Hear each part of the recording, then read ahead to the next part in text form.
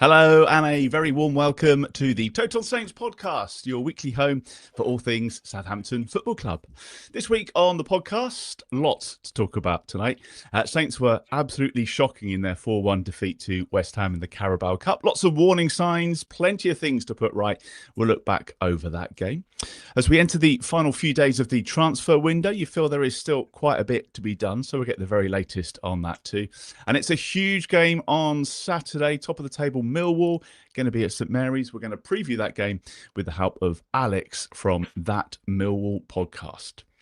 Now, TSP is proudly sponsored by our community of Total Saints who support us each month through Patreon, and we couldn't make the show each week without their incredible support. Some new names this week. Thank you to Joe Whitton, Dave Smith, Will, Tim Finn, and Justin Morgan. They've all become Total Saints this week. Lots to get involved with on Patreon, so do go and check it out. You can join the WhatsApp community on there, and you can use your Patreon login for our predictions league that we run throughout the season on the Total Saints website. We'll have more on that a bit later. Let me introduce you first to Steve Grant, who is the owner of Saints Web. Glenda LaCour is writer of the blog League One -10. And look who's back! Yay! Dan can't be with us tonight, so Alfie's standing in. No, I'm joking. You're going to be here forever now, aren't you? He's all good. Alfie is, of course, senior Southampton reporter at the Daily Echo. Welcome back. All good? Everything go okay? Nice to be back. Yeah. It was very good. But you might have noticed from my Twitter that after about 10 days on the honeymoon, I was quite ready to come back. Looking forward to being there. Marriage is going well already then? It's going well, but 2 weeks on a beach in Crete, you just start to miss the football. And once the first game is, building up as well, I just thought I want to be there. So, very pleased. FOMO. It's got FOMO. Well, Yeah. It's nice to have you back. If you'd like to get in touch, don't forget you can drop us an email at any time. It's hello@totalsaints.co.uk. Let's start with a bit of transfer news, shall we? Saints closing in on a deal to sign German centre-back Keven Schlotterbeck from Bundesliga side FC Augsburg. Alfie, you've been sharing the details of this today. Looks like someone coming in with a bit of experience, which will help. Yeah, look, it's obviously clearly Johannes Spor's playbook one, isn't it? From the top division in Germany, he's played his entire career in the Bundesliga. This isn't a second division or third division gamble. 6'2", 29 years old, coming in on a permanent deal. So, maybe that's if he's getting a 3-year contract, it's a big offer for him. It's a big chance for him. But left-footed player, and he's coming in, build as competition for the squad. But I think we all know that there's a place there up for grabs, isn't there? Based on performances this season. And what we're seeing is Josh Kwashi go the other way, or not necessarily to Augsburg, but going out on loan this season, getting some minutes. He's not played for Tonda Eckert in God knows how long. And Johannes Spor's his first signing. He's not going to give up on him. He clearly wants him to go get some development. It means we one in, one out. Keven Schlotterbeck on a permanent deal should be announced tomorrow, I would imagine. Bit of a goal threat as well. That's good. Well, I think it should be. Yeah, if he's here, if he's here today, I'd be surprised if it wasn't. But he's got a bit of a goal threat. 10 Bundesliga goals, I think it is, maybe 15 Bundesliga goals. I think it looks like a good signing. Like you say, experience, leadership, and he's their captain as well. So it's worth mentioning that he captained them last season.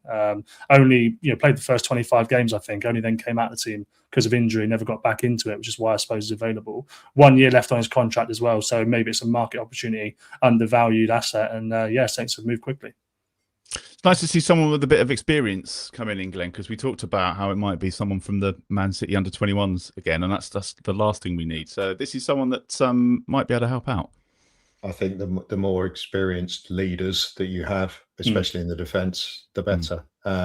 We've seen a world where Taylor Hull-Bellis moves on over last night and the weekend, and it's not terribly clever, is it? So saying he's coming in to replace Josh Kwashi, I think is a bit is a bit of a laugh, to be quite honest. If he's played 150 games in the Bundesliga, he's coming in to start. He's also, think about it, who plays on the left-hand side and is seen as the leader at the moment? After there he is up there. So that's the one who's going to be put under most pressure by this, and rightly so. And so, I think one of us said, might have even been me, that I hope it's a left-footed centre-back for reasons of balance, and that's what it is. We've seen the difference between. Last year we signed Leo Cienza, who had played in the Bundesliga for a season and was a little bit older, and the difference between him and the likes of Josh Quasi and Damien Downs was night and day, wasn't it? Yeah, So yeah.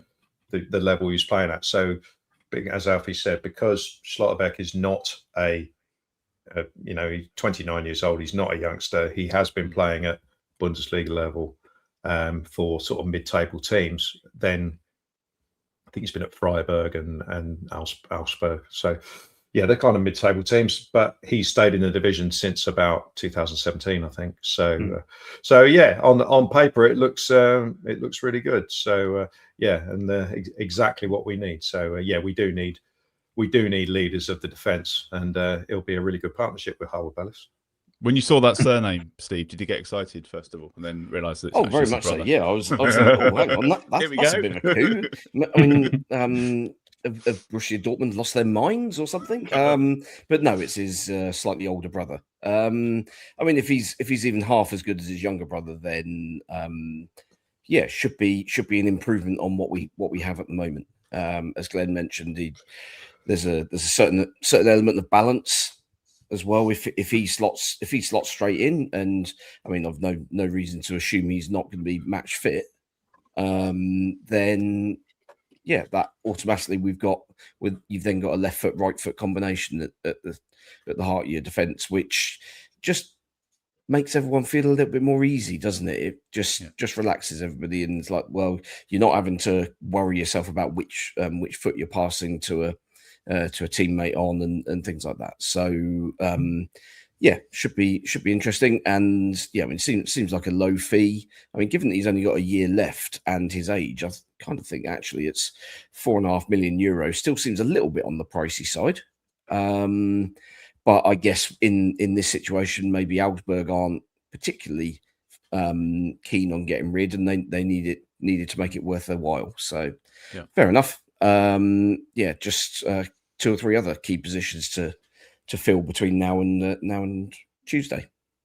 We will get on to obviously previewing the Millwall game. We'll go through all the transfers and where we're at and kind of what needs to happen. But we need to talk about last night as well, just so it's all kind of in context. Fair play to anybody who was there on Tuesday night. Saints losing 4-1 in front of, they're saying 15,000 people, but we're not sure. A half-empty stadium anyway to West Ham. No way. Under 21. Absolutely no chance was there 15,500 in there. 15,800 is the official attendance. To be fair, if they've sold 15,000 tickets, I mean, they've sold 15,000 tickets, there's no way someone's going to spend £25 on a ticket and not turn up, surely.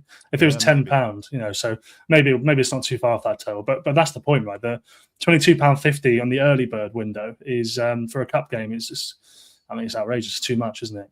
I think we were talking about... Also, they knew when the game was as well. They knew it was sandwiched between 2 home games, two other home games, which would always be more important to people. No, and I think maybe it's not the case. It's going to bite in hindsight as well, isn't it? Because most people will have left that ground last night thinking, "Why the bloody hell did I bother spending 25 quid on watching that?" And they're not going to do it next year. That's you true. know, so there's going to be a rebound next year as well. And also, so we were talking about the press box yesterday. Is maybe it's not the same for you chaps, I don't know. But when I was a kid, the first game I went to at Bristol City was a cup game, so it was quid a kid. You know, and I think so many fans some people were saying, the first game I went to when I was 7, 8 years old was a cup game. My parents took all the kids, all this sort of stuff. And it's a short-term loss, I suppose, to build that next generation of fans. And nobody's going to take a kid for the first game if they have to pay £25 to get in themselves. So I think a bit of an own goal there. After 10 minutes, looked like he might be all right. Went to Leo Stenza, scored a lovely little individual effort, and we won the lap and potentially going through to the next round. Maybe that would have looked all right, but what followed was far off it. Well, let's talk about what followed, because it was pretty dour, Glenn, to be honest. I think one of the worst performances of the Tonda era, and obviously people overreact. You know, it's still August. There's still a lot to go on in the transfer market, you would hope, but we do like to overreact at times. But rightly so after last night, because it was pretty terrible. We're talking about the 90 minutes that we've just seen in front of us. So for those 90 minutes, the fact that we've still got players to sign takes a backseat to what you're seeing on the pitch. And what I saw on the pitch was we were ahead of the game in the first 20 minutes. I think mainly because West Ham's kids were kind of settling into the game. But once they did, then it was even for a while. West Ham got on top. They could have scored a couple before they actually did. Obviously, the goal is a bad mistake by the goalkeeper.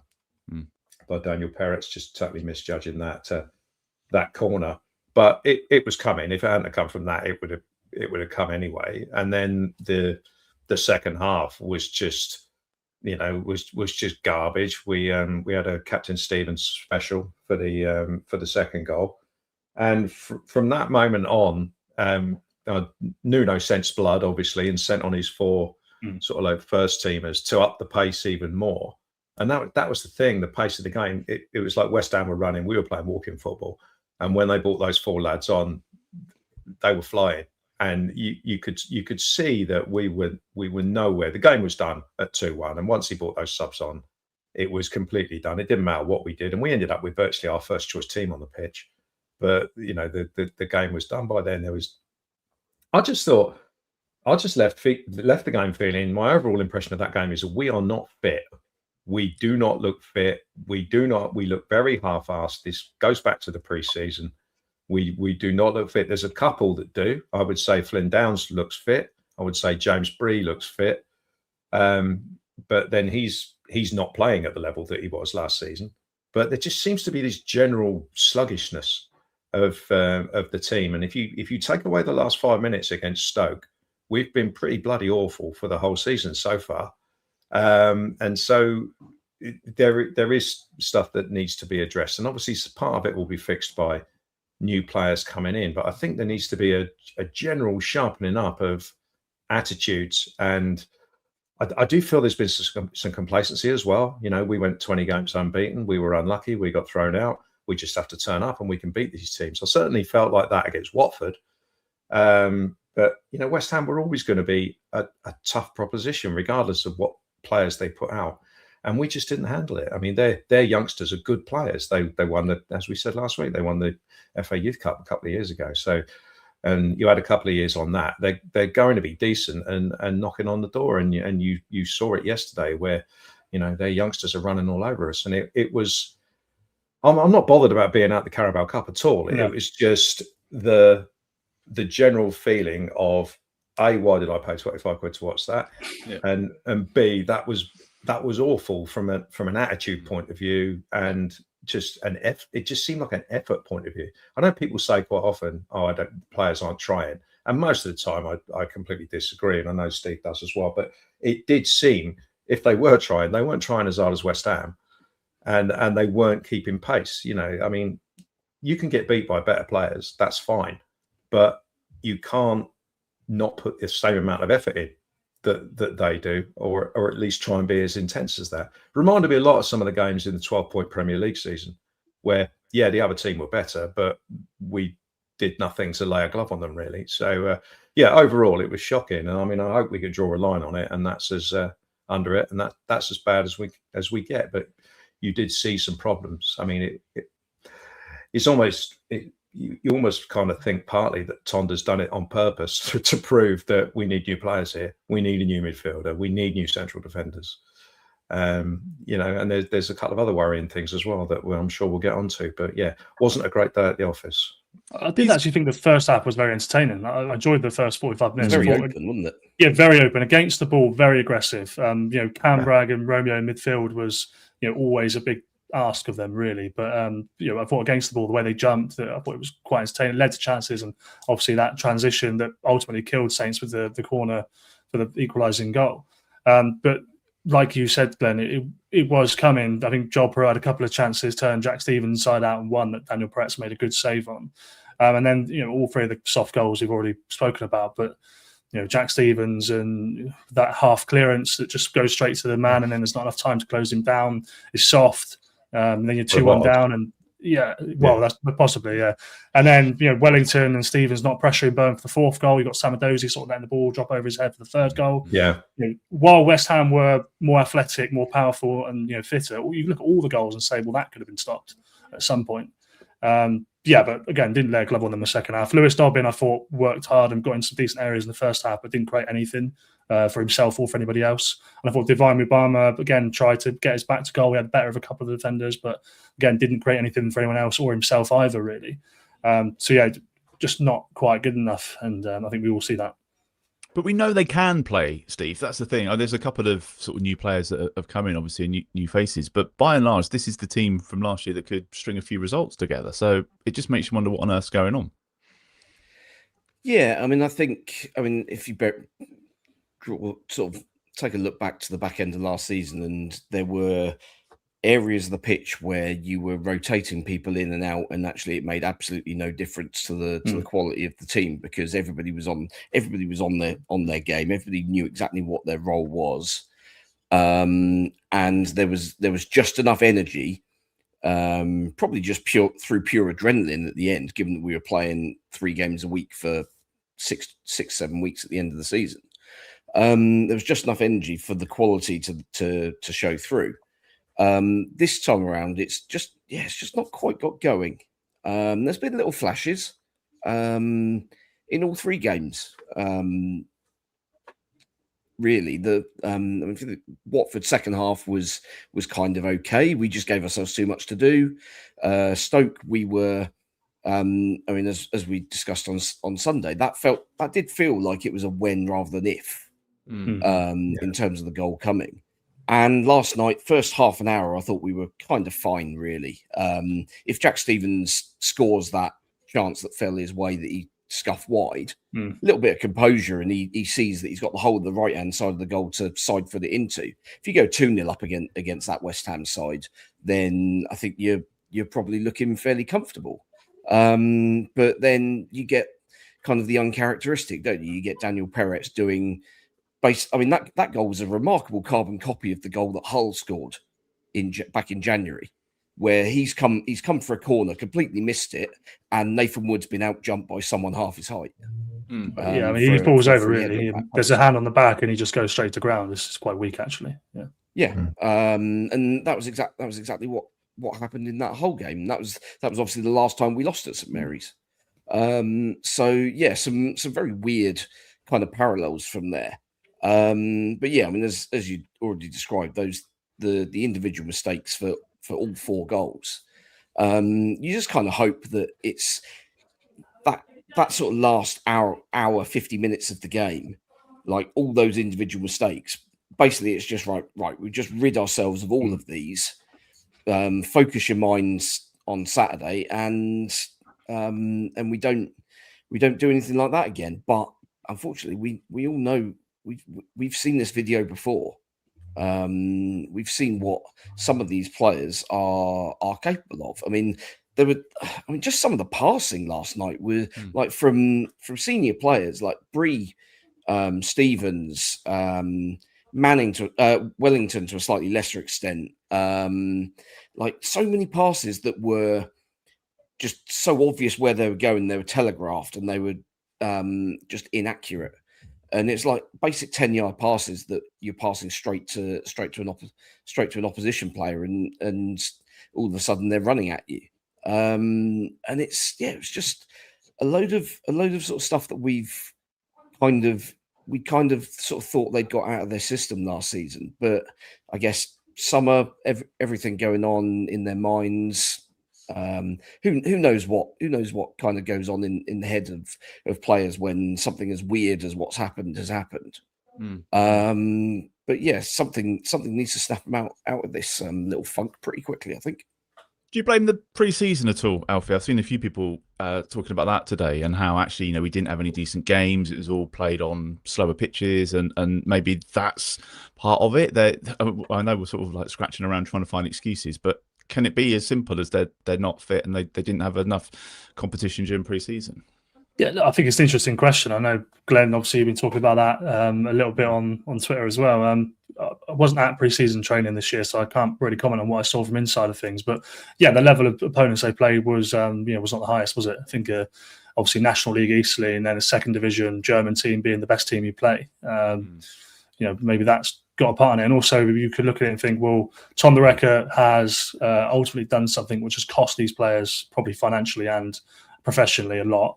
Has he come back and been a little bit softer on them, I guess, a little bit, maybe not wanting to upset the apple cart too much while the window's still open, and there's all that kind of thing. You just have to trust that Tonda hasn't done that. I'm not saying he has. You just have to trust that he hasn't, and he is a cold operator. So But these are all the little things that you're worrying about. And I suppose when you look at the difference in teams that we've had, we have looked that we haven't been fit enough.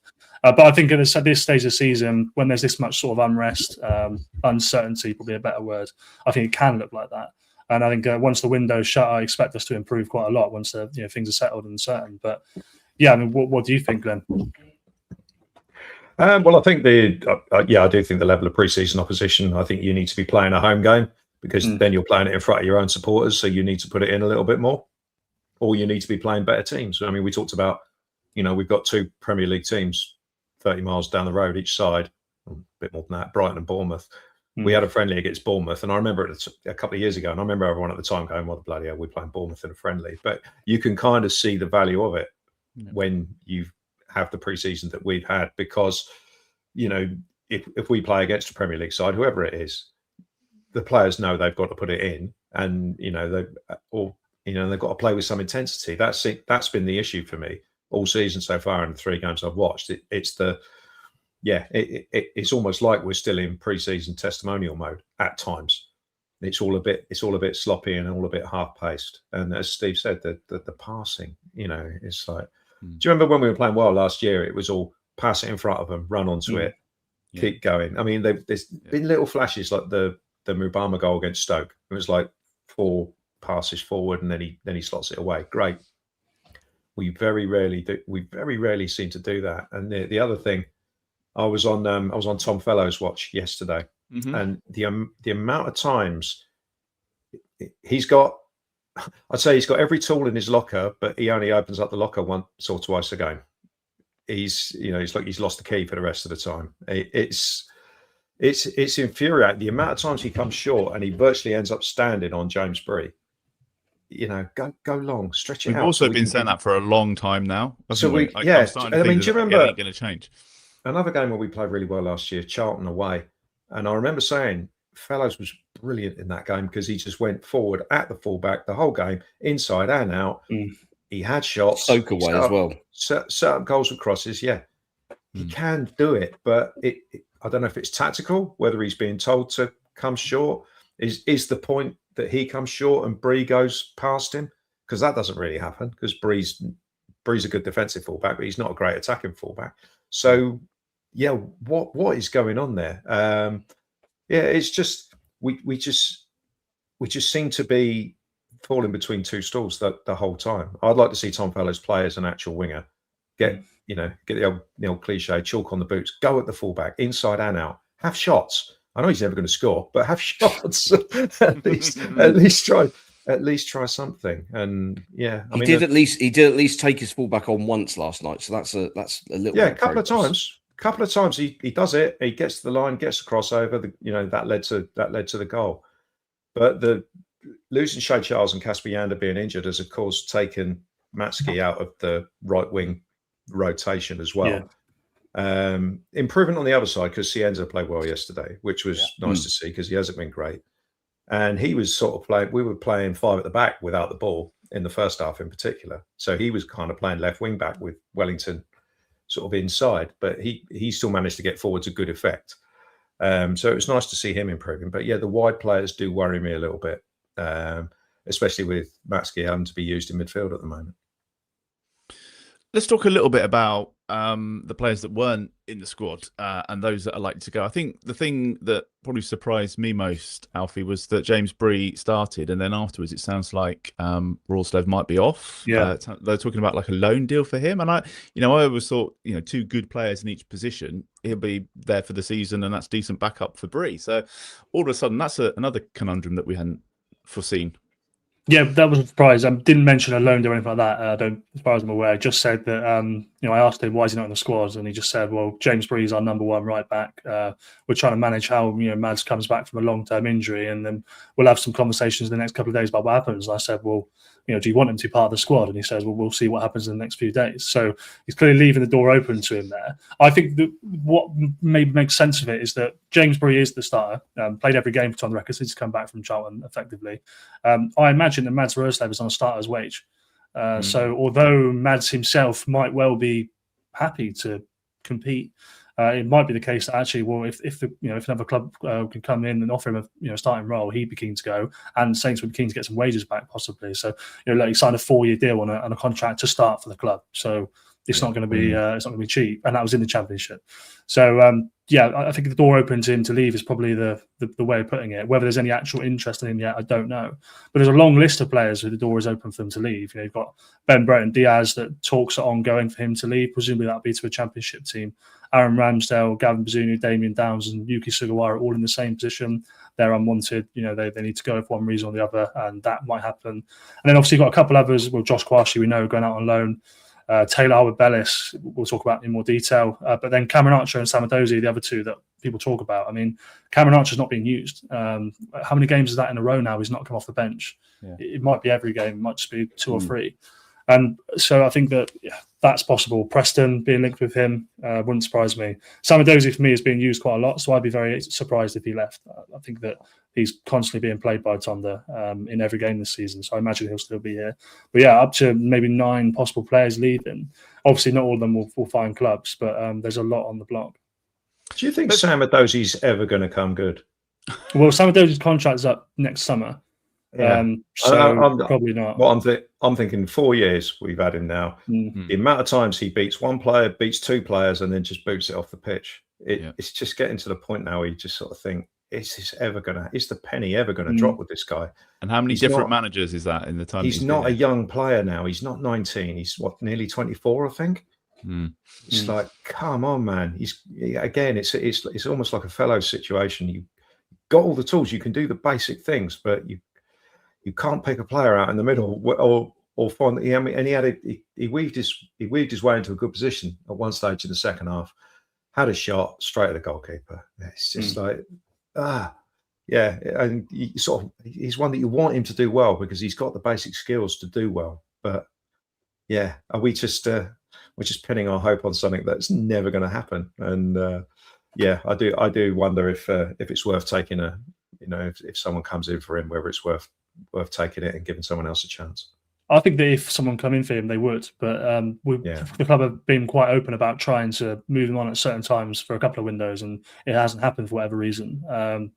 Probably, again, big wages possibly or whatever it is. But at least what Sam Edozie does do is he does take players on, does win fouls, does get hacked out. And, he does offer something like that. No end product is the big issue for him, and it just hasn't got any better. Let's just talk about Harwood-Bellis then, Steve. It looks like that's going to happen at some point, but maybe not Villa. It's difficult to know what's going on really behind the scenes. He obviously wants to go. Well, I mean, at the end of the day, if you're offered Premier League and Champions League football as a Championship centre back, then I've no particular issue with a player having those sort of ambitions. Villa have obviously pissed about with it. Seemingly walked away when it looked like they were then going to sign the player who I suspect was probably their first choice all along. But again, they've tried to do this deal on the cheap, and I mean, it kind of feels incredible that Crystal Palace have come in and done the dirty on them and seemingly got the deal done, because Villa were only looking to do a loan with an obligation, and I think Palace have just said no, we'll just buy him.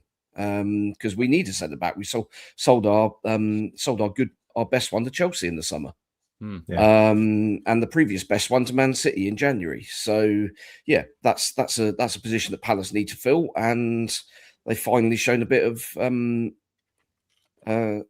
sort of impetus and just gone out there and got the deal done. And fair play to them. But that does now mean that you would assume the Harwood-Bellis thing is back on the table for Villa, but. I mean, they're going to have to up their offer significantly. The problem is, when you're hardballing and you're holding out for an offer like we are, it just seems to me that it holds everything else up as well, because we've got lots of business to do. We've got people we need to bring in, and we've got it's next Tuesday, isn't it, at 11 o'clock? So that clock is ticking. It is. Something needs to happen. It depends if we want to let him go, doesn't it? Do we want Harwood-Bellis to go for financial reasons? We don't want to no one at the club wants him to go for football reasons. Do they need him to go for financial reasons?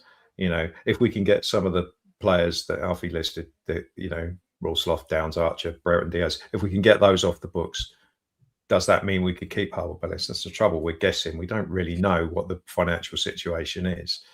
I hope they keep him for our sake. It would be great if we could keep him. But and I'd be questioning a little bit what's going on at Villa. I mean, they've had two massive wake-up calls in the last 2 days, haven't they? I mean, losing that centre half and getting absolutely tanked 4-0. It's kind of, you'd think they'd be getting on with it by now, wouldn't you? Yeah, it just, but then, this is kind of the way these deals always go, isn't it? They always take forever. Yeah. And ultimately, as long as we are doing the work in the background, kind of making sure that we've got deals lined up for various scenarios. So if Harwood Bellis goes, then okay, right, we activate the deal for the immediate replacement, who's presumably gonna be our most expensive buy of the summer, because it'd have to be to replace the quality that we're losing. Then okay, fine. That's kind of the food chain in this game is kind of well trodden. It's a path that we all know about. We know that you have to wait for a deal further up the chain to get done by one of the big boys, for then the cascade effect to trickle down the leagues. And again, we're probably looking. You may even be looking at loans, as we mentioned on Sunday, sort of fringe players from Premier League sides who aren't available at the moment, but when their current team brings in somebody else, suddenly they're sort of free to seek employment elsewhere. So we've just got to be very, very quick on the ball on these things, I think. Yeah. All right, well, we'll come back to transfers and we'll come back to what we think is going to happen over the next few days. I want to get on to the weekend. Before we do, just a quick word about our Patreon. Another massive thank you for the 5 more people that have joined us this week. We've now got over 600 people in the Total Saints community. Thank you to everybody for supporting the podcast. It really is much appreciated. We've got an offer. It ends the day after the transfer window closes. So the current offer ends on September the 2nd, just over a week left to get 25% off your first month or your first year with the code TSP25. Head to patreon.com/Total Saints Podcast or use the link in the description, because we'd love to have you with us.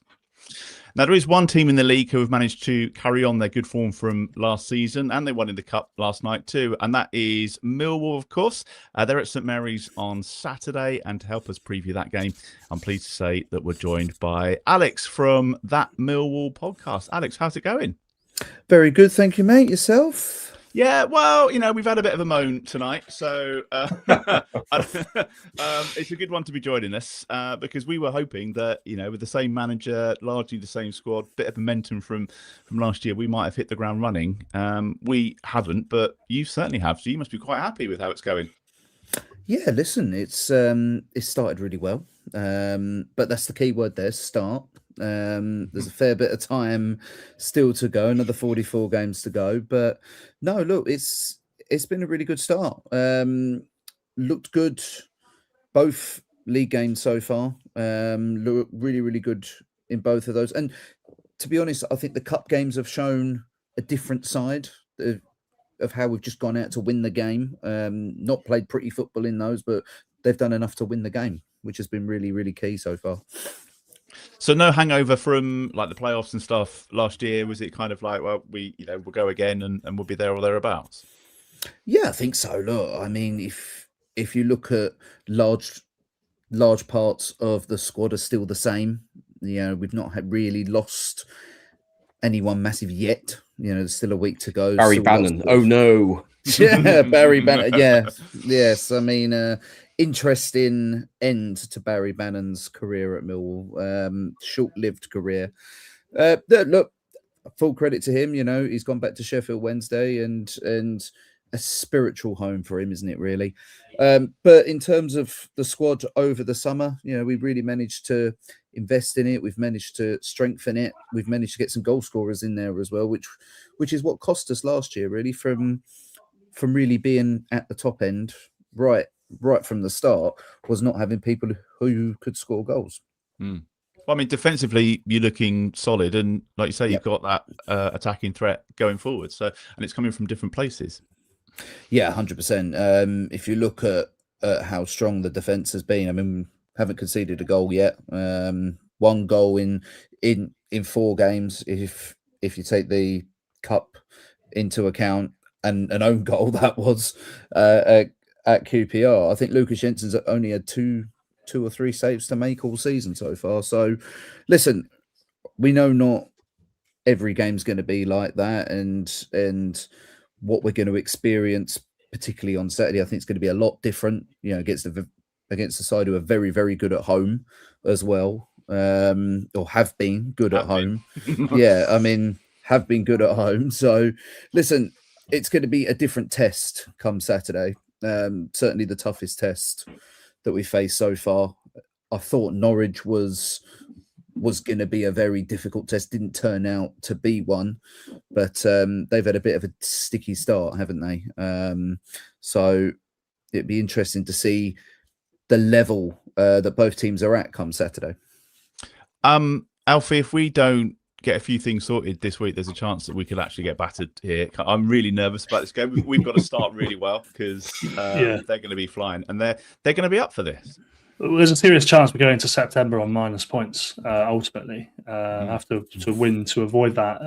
Millwall just got an archetypal championship team. It's a brilliant championship team. 2 centre backs who are both 6'4", 6'5", and a striker who's about 7'4" in Josh Coburn, who's going to be an absolute nightmare for Jack Stevens and whoever else plays on the weekend. So they're a real threat. But Tristan Kramer and Femi Aziz back, or are they unavailable? No, so Femi is still a little bit away. I think Alex Neil said last week, probably 1 or 2 weeks. Again, I think there's different things have been said. A few about that. Yeah. Is it not playing in because of the transfer speculation and stuff like that? He went down a bit precariously in the opening game up at Bristol City. We weren't quite. I mean, as and when he went down right at the start, we weren't sure what it was. It was only after the game we found out that it was a hamstring. They've had it scanned and they're not risking it, which I can understand. Tristan Kramer, he had ankle surgery, so he's still a little bit away. Yeah, I don't think he'll be back till about October time. So you'd be looking. My prediction is you'll be looking at Mark Sykes at right back on Saturday. Yeah, well, I mean, I think Kramer and Aziz are Millwall's 2 best players, probably.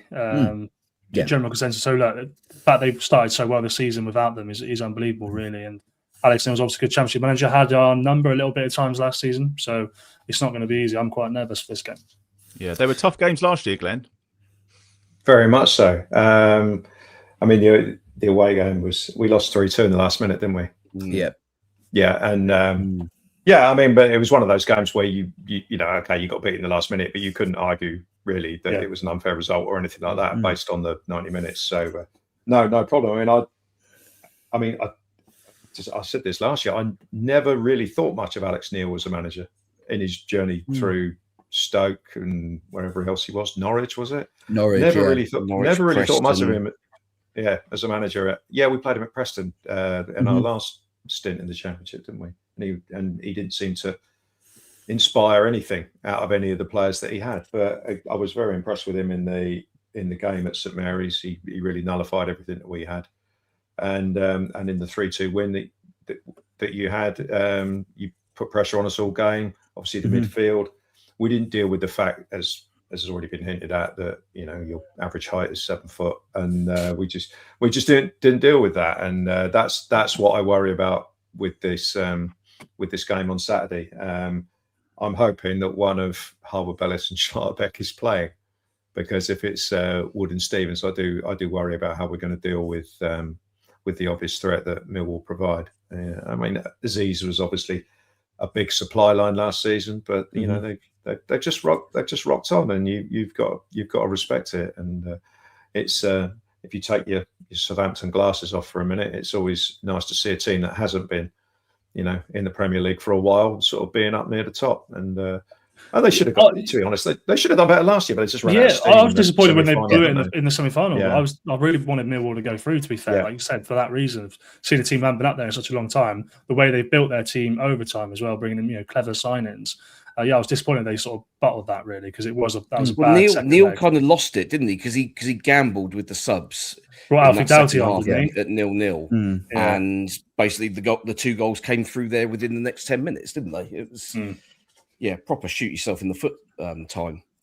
Well, yeah, the thing was, because I think if you look at the game as a whole, I think Zach Sturge was handling the threat quite well. And then Alfie comes on.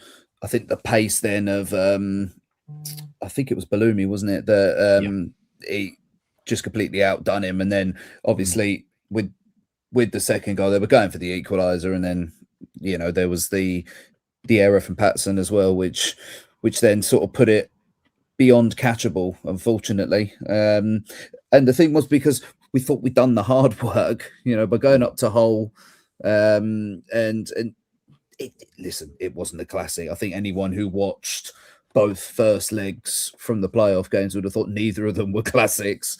But I felt we did what we had to do up there. And I also think that because we did score up there, but it was disallowed. I thought it was a little bit contentious, that disallowed goal, and turned out to have a big effect in the end.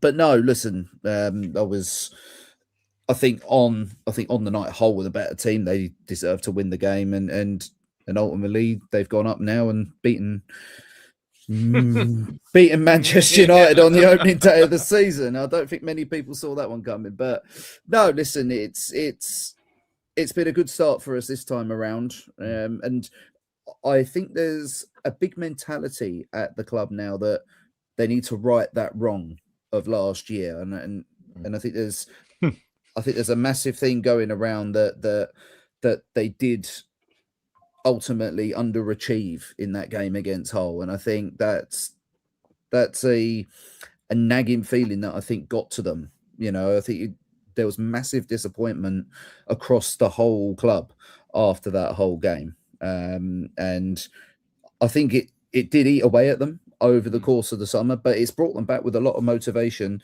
to go out and right that wrong this year. But again, it's going to be harder this year. At least you got knocked out in a conventional way. Well, yeah, that's true. Yeah, very much true. And also, there's a big difference between saying you want to go out, you want to start the season well, you want to right the wrongs. There's a big difference between saying it and actually doing it, as we're finding out. That's the difference. Yeah. Just in terms of Saturday, how are they going to approach the game? Are they going to be like on the front foot, because they're going to obviously fancy it? Oh, 100%. Listen, you look at Alex Neil, he goes into every game to win.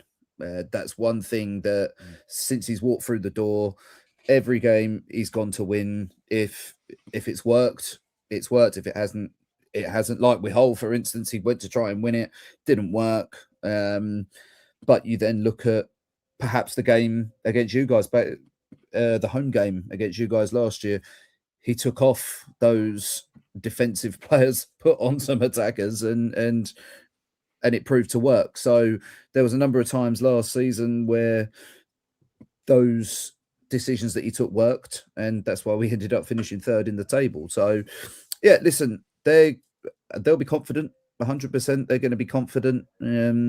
Really, they go there with nothing to lose. Just like it's a game where, all right, it's a team that you expect to be in and around. Both teams you're expecting to be in and around that promotion picture. So for me, it's a good test to see where Millwall are at, against a genuine promotion rival. In my view, I think Saints are a very good side. So yeah, apart from last night, maybe didn't quite go to plan. But would you take third again? Oh, 100%. Listen, if we can get to third, it'd be great. But I think there is a lot of ambition within the football club to think, well, why can't they be involved? Everyone's written them off again. I think if you look at a lot of the, the 1 to 24 videos and everything like that, and a lot of people put Millwall a lot worse off than last season. Some didn't even put them in the top 8. Some put them in. Yeah, Millwall actually were a great value bet for even top 8 at the start of the season. Could have given a couple to 1 on it. It's outrageous, really, considering where they were last season. The fact they've not really weakened. Exactly. I think it's a massive it's just a massive motivation to go out and prove everyone wrong that they can do it again. You know, they can be in that picture again, and that last season wasn't a one-off, that it wasn't a fluke.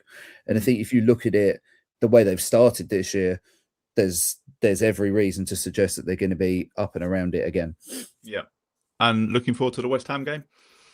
Oh, always. I mean, listen, we're enjoying the gap between ourselves and them at the moment. It's not very often that we can say that, but no, listen, you know, I know they've had a bit of a tricky start, haven't they? But I do think they'll click. Not last night, they didn't.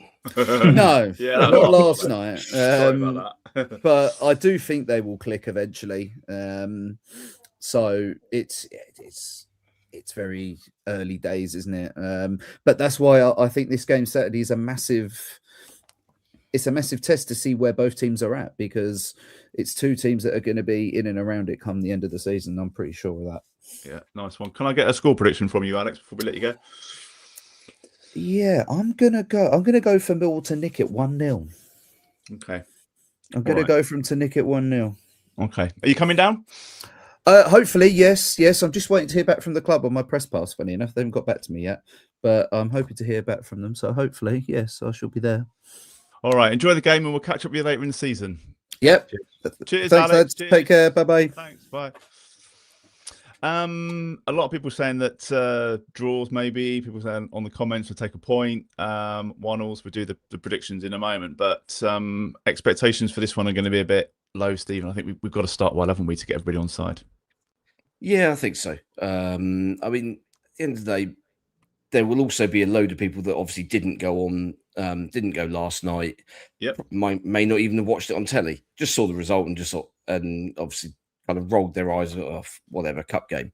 But remember that actually we put the performance in for the most part over a full 90 minutes, and kept going to the end on Saturday against Stoke. So hopefully that memory is stronger for people than last night.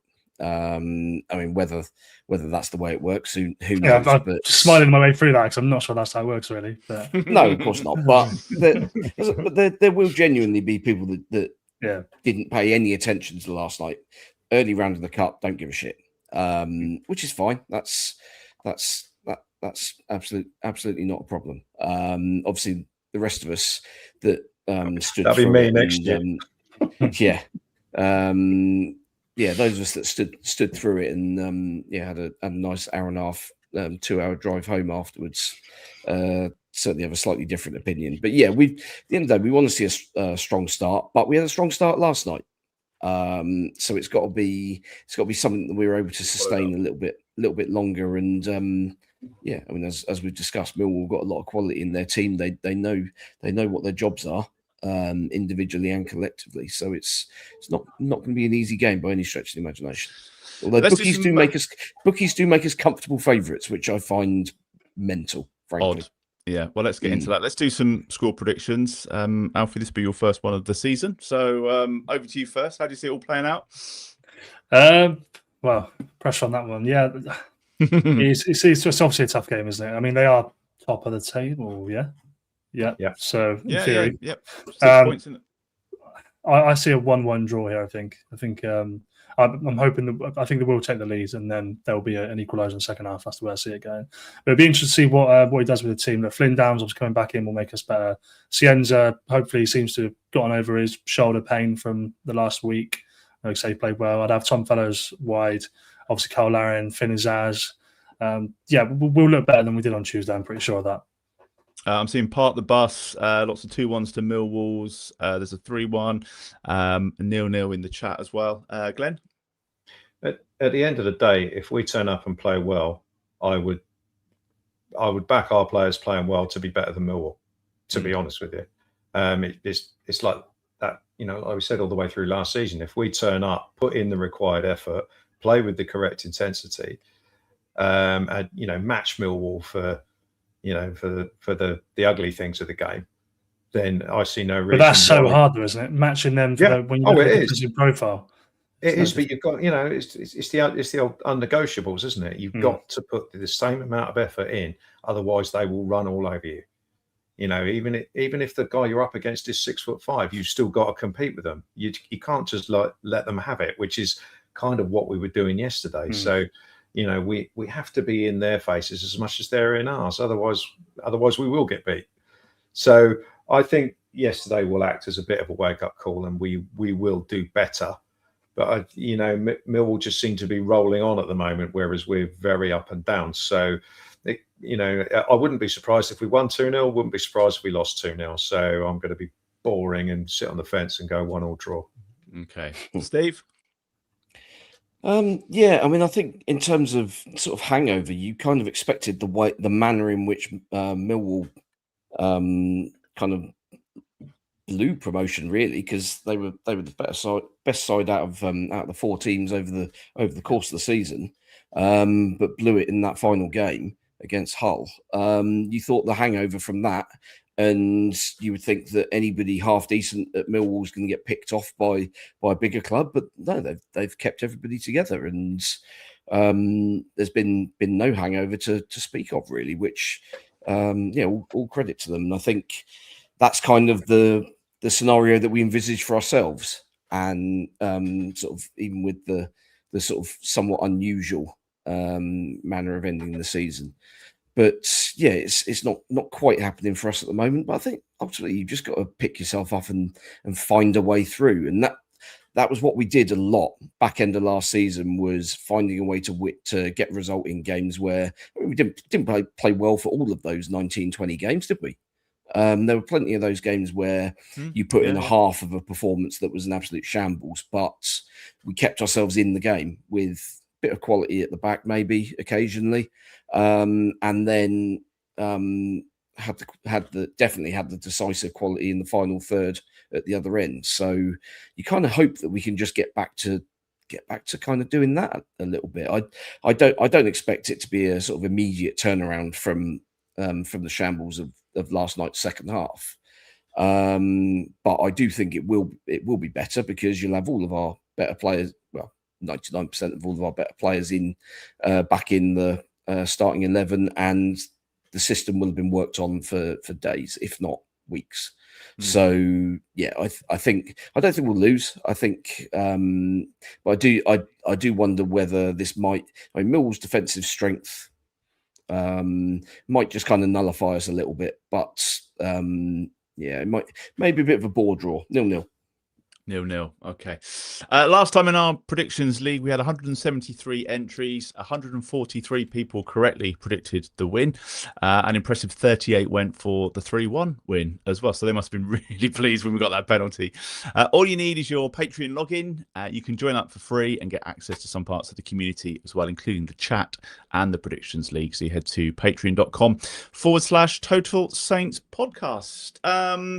A few other bits to wrap up on, a few sort of rumours and things that might be happening. Adam Blackmore's been banging the drum for James Ward-Prowse, Alfie. I know he wasn't in the squad for West Ham. Is that... Well, look, within the last 3 minutes, Alex Crook from TalkSport has tweeted that Saints FC are looking into re-signing James Ward-Prowse. So it's not going to happen then. Fuck's sake. So make of that what you will. Look, I mean, what we can say is that it's absolutely blindingly obvious. And if the club weren't looking into it, I'd be shocked, to be honest with you. He needs a club. He needs a place where he's needed. Southampton desperately need a midfielder. And West Ham probably need a bit of cash off their wage bill. So for me, it makes complete sense. You've got Caspiano and Flynn down to a obviously first choice for Tonda Eckert.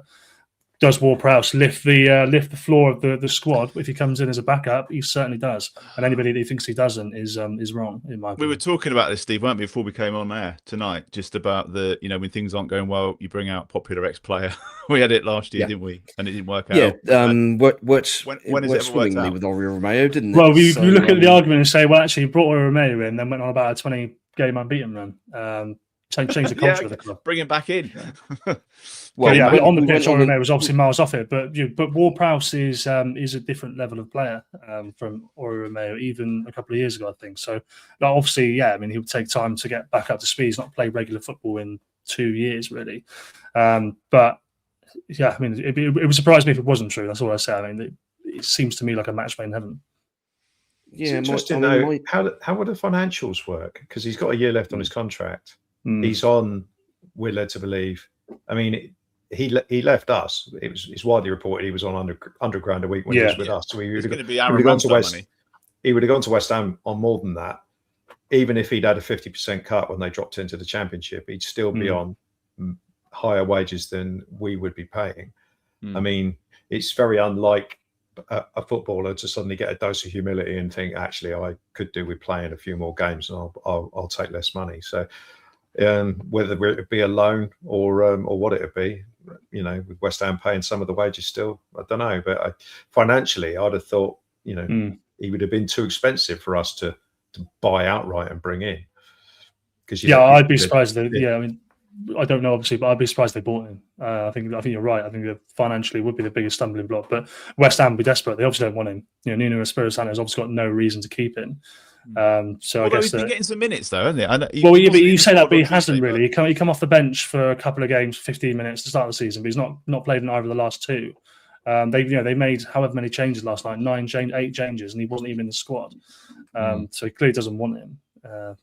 I don't know. It's an interesting one, isn't it? You'd imagine that for that to happen, it would, as Glenn said, surely have to be the case that West Ham would take a massive hit on that, and they would still pay his wages for the remaining year, basically, and just get a little bit back from Southampton. That would surely be what would have to happen, but that is guesswork. Yeah. But look, does he improve the floor of the squad? That's the question. Right now, we've got Caspiander, Flynn Downs, and Cam Bragg. We've got nobody else. Yeah. However, I mean, my kind of main objection, I think, financially, obviously there is an issue that needs to be resolved there, because you can't just bring him in on £75,000 a week and expect that that's going to sit well with the rest of the current squad, or work in our financial situation. But also from a playing perspective, I mean, here's a guy who's not particularly fast, not particularly strong. And what are the key facets in a Championship midfield? Pace and strength. And he's got neither of them. And so where are you going to play him? But Cam Bragg's got no pace or strength, and he's good. So I think you can work. Bragg's got a bit of strength. I think he's got a bit of strength about him now. Yeah. So James Ward-Prowse's got a bit of strength about him if we're talking about Cam Bragg levels of strength. You know what I mean? Cam Bragg's a good player because of how technically impressive he is, how intelligent he is. Ward-Prowse has both those attributes as well. So I don't think that it wouldn't work. I think it's fair enough to have misgivings about it, especially with what happened with Romeo and what normally happens when Adam Lallana as well. Yeah, when a player rejoins Theo Walcott. Yes. Somebody said you have to go back to Mick Shannon to find a return that worked. I don't know when that was. Yeah. Craig Maskell scored on his second debut, didn't he? Yeah. And then he was crap when he was out the door. But I think it's fine to have misgivings about it and be a little bit wary of it because of what's happened in the past, and because he hasn't played much football. Really, I think he had a sort of fairly decent first couple of months at West Ham, didn't he? And then it all kind of unravelled, and he ended out on loan. Once Graham Potter got sacked, wasn't it? Yeah. So he played 37 games in the first Premier League season. Yeah, it's not the worst idea for me. It's not the worst idea in the world as long as the finances work. But I think it's okay to have a few misgivings about it, given what's gone on before with previous players, and just exactly what he can still bring to the party. I mean, he's only 31. So I think Oriol Romeo was about 34, wasn't he, when he came back? So is he the type? My question is he the type of midfielder we're crying out for? Given that the Shea Charles hole is basically what we're trying to fill here, and he's kind of very, very different from Shea Charles in pretty much every way. And we still don't know what's going on with Caspiander, who's mysteriously been ill or injured. I mean, on the positive about Ward-Prowse is that he's another leader. You think you're bringing in Schlotterbeck, you're bringing in, if Ward-Prowse does turn up, it's another 29, 30, 31-year-old player who's been around the block and can help people. So the more I think about it, the more I'm leaning towards this will be okay. But the proof will be if he rocks up, and we'll see what happens. Anything else then that was expecting to happen? So you think the new defender might be tomorrow, Alfie? That would be the first thing we can expect to happen, and then I guess it's a case of waiting and seeing who goes. Yeah, well, that's it, isn't it? If we're looking at moving on maybe 9 players, you imagine that, like, could they bring in an extra forward on loan towards the end of the window if they've got rid of enough players? Possibly. Just not going to be a big number 9, but maybe another wide player or something on loan, whatever opportunity comes up. That's what we're hoping for, really, isn't it? I don't think we're going to be expecting much more than that. And obviously, Taylor goalkeeper as well, maybe another goalkeeper. Yeah, of course. Well, if Bazunu and Ramsdale go, it's necessity, isn't it? But again, we're still waiting for that to happen, and that's obvious. That's why that's not happened, because you can't end up with 5 goalkeepers on the books. But the other one is obviously Harvey Bellis. If he moves on, the replacement just has to work. If you're only buying one, it has to work. So I can't wait for the window to shut on Tuesday. Birmingham away on the day, by the way. We've got Birmingham away on transfer deadline day. It's an absolute nightmare. How do you feel about that? It's the worst case scenario for us, really. So who are we announcing on the 43rd minute? Well, there you go. Exactly. Probably some 43-year-old player who played for Saints in 2002, I imagine. Terry Hurlock's name's been mentioned in the chat. So there you go. Any other bits before we wrap up? We'll be back on Sunday, obviously. Yeah. I've just got one sort of, it's actually a positive from last night. I thought he was fairly positive anyway. We haven't really spoken about him much. Romeo Akachukwu, again. Yeah, I thought he was decent. He got tired, obviously, because he plays for Saints, so everyone gets bloody tired on the hour mark. He's not under pre-season. We were tired. Yeah, I was very tired by that point. But yeah, he got tired. I thought he was decent. We spoke at the start of the season about the need for someone to be an understudy for Finn Azaz, right? To me, he looks a much better bet than Lewis Dobbin in that position. And I think it would be, I think it's a bit of a no-brainer. You keep him in the squad, he will play minutes when Azaz is struggling a little bit, and learn from him, at the same time. And he can also, it looks like he can also do a job in the wide positions if that's what you need him to do, like he did against Colchester. So I know that Eckert was talking, I think it was to Alfie, he had a interview with him after the game, and he said, he sort of repeated the line that we haven't really decided what Romeo's doing yet with regards to going out on loan or staying.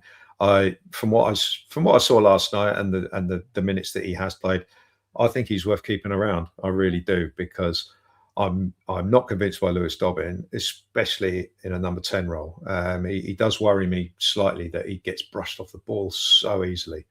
And in the middle of the pitch in the Championship, you just can't afford that. So whereas Romeo's physically got a bit more about him, even though he is young. So I would like to keep him around if it was down to me. But of course it's not. Well, look, I agree with you. Your verdict on Romeo. The counter argument from the club would be that, well, Lewis Dobbin's a £9 million signing, and he's been brought in to back up Finn Azaz, so that will be what he's expected to do. He's only played a couple of games, so they won't be looking at it thinking, well, he can't do this. The other point would be, well, if Romeo Akachukwu got going to stay, for his development, he needs to be able to guarantee that he's playing some minutes. And if Lewis Dobbin suddenly turns it on, Romeo's not going to play any time at all. So do you take that chance? But maybe it's simple as, well, you keep him until January, and then if it hasn't worked out for him, then he goes out on loan, which often happens with young players. So it'd be interesting.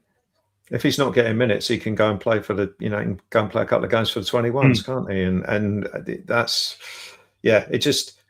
True, but he's going to learn nothing for playing for the 21s, is he? He already handles himself physically. Yeah. So, but it'd be interesting to see. For sure. Another one to watch this week, then. Right. Nice one. Thank you, guys. Thank you, chaps. It's going to be a busy few days, I'm sure. You can keep up to date with everything. Follow Total Saints Podcast on all the social media platforms. And like I say, if you want to get in touch, drop us an email. hello@totalsaints.co.uk. Patreon is the main way you can support the podcast every month. We've got that amazing community now, over 600 people and counting.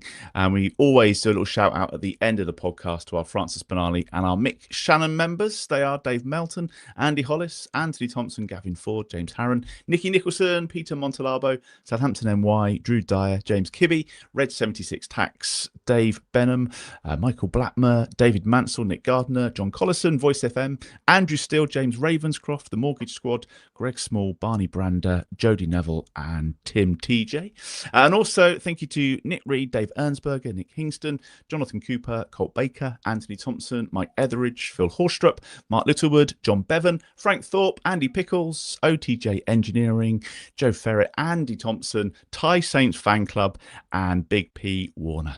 Thanks as well to Steve, to Glenn, thanks to Alfie. Great to have you back. We will be back again on Sunday night at 7 o'clock. So we'll see you then.